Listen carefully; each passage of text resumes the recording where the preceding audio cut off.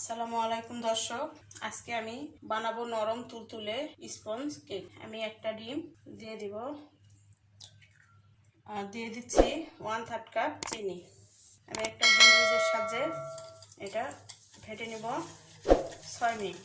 তো আমার 6 মিনিট হয়ে গেছে একটা ডিম ফেটানো। আমি আরেকটা ডিম দিয়ে দিব। এটা যদি আপনারা হ্যান্ড বিটার সাহায্যে করতে পারেন তাহলে আরও ভালো। এটা আমি আবার 6 মিনিট করব।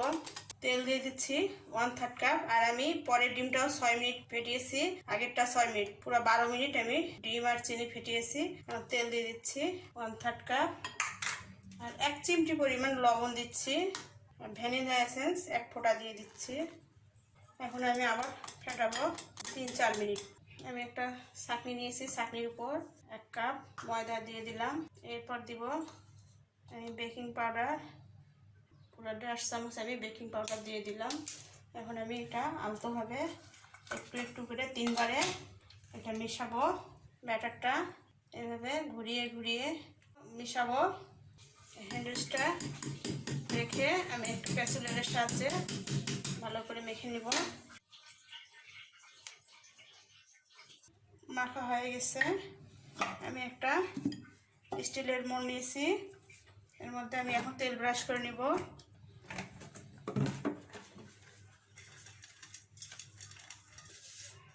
বেকিং পেপার বিছিয়ে দিয়েছি। আপনাদের বাসায় যদি বেকিং পেপার না থাকে তেলের উপর ময়দা ছিটিয়ে দিবেন, তাহলে হয়ে যাবে। এখন আমি দিয়ে দিব কেকের ব্যাটারটা। এভাবে আমি একটু উপরটা সমান করে দিয়ে দিব, ট্যাপ দিয়ে, তাহলে ভিতরে যদি কোনো ফাঁকা থাকে সেটা ঠিক হয়ে যাবে।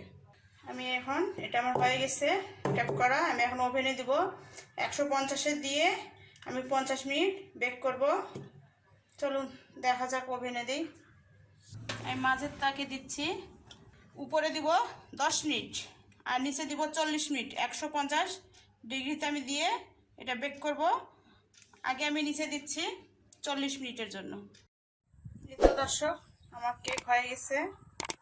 দেখতেই পাচ্ছেন এই যে কতটা নরম তুলতুলে। আপনাদের একটু কেটে দেখাচ্ছি আমি। এই যে অনেক নরম, অনেক সফট হয়েছে। এভাবে আপনারাও বানাবেন। আর আমার রেসিপিটা যদি আপনাদের ভালো লাগে অবশ্যই আমাকে একটা লাইক দিবেন, কমেন্ট করবেন, শেয়ার করবেন, আমার চ্যানেলটা সাবস্ক্রাইব করে আমার পাশে থাকবেন। আসসালামু আলাইকুম।